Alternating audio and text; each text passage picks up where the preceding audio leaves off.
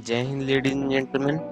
In today's video, I will tell you about the untold story of Indo Sino War of 1967, or also called as Nathu and Cho La clashes. According to my personal survey, 9 out of 10 people don't know that India had also defeated China in a war. So I will break the myth today. So let's start the video. Way back to 1962, Indo Sino War, there were tensions and uncertainties on the Himalayan border shared by India and China. In 1967, when Kingdom of Sikkim was not part of India, its king had given the responsibility to protect it from China to the Indian army. China was irritated by the presence of Indian forces in Nathula, which was in Kingdom of Sikkim. China was not comfortable with Sikkim being an Indian protectorate.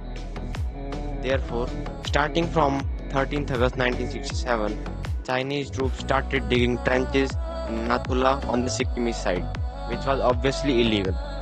To indicate the boundary and avoid PLA to penetrate inside in Sikkim, Indian troops decided to stretch a barbed wire along the ridges of Nathula.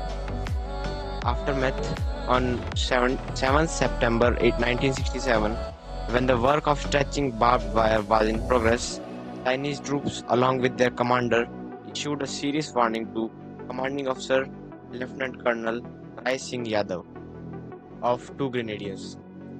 Their warning got converted into scuffle very early, and soldiers were injured on both the sides. Again, after 4 days, in the morning of 11 September 1967, when the Jawans and engineers were laying the barbed wire along the Himalayan border, the Chinese commander, along with his troops, again asked the unit to stop work. But CO Lieutenant Colonel replied in the same way again that we would not stop the work. This too turned into a scuffle again, but there were no injuries this time. Chinese troops went back to their bunker peacefully, but who knew, after a few minutes of scuffle, a whistle was blown from their side and their troops fired to the unit 2 grenadiers with machine guns. As the troops were unaware, Indians faced heavy casualties initially. China also opened artillery from their side.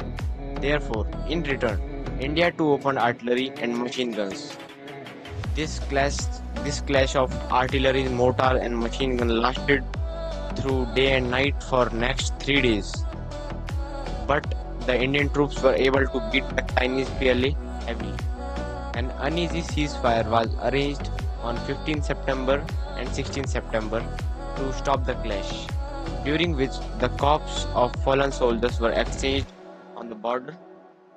This battle was won by India, obviously, because according to the Defense Ministry of India, there were only 88 casualties on the Indian side, whereas there was 340 casualty on the Chinese side, which was far too more than Indian casualties.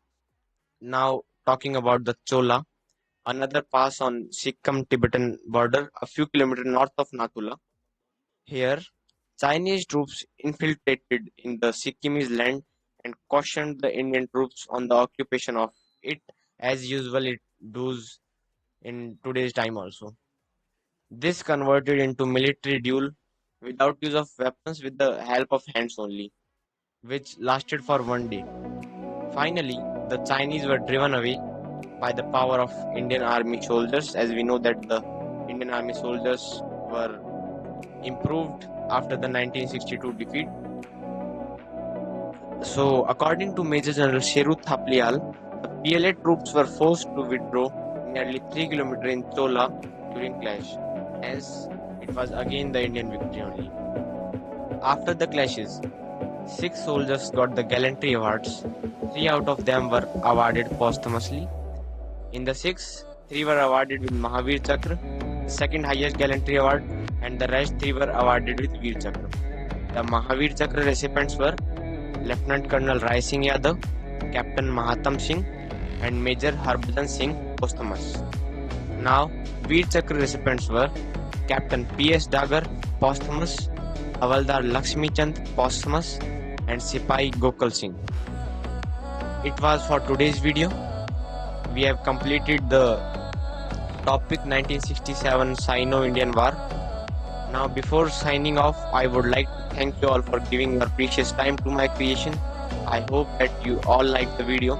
If you are a true patriot of Mother India, I would expect that you would support this channel. Thanks and have a nice day.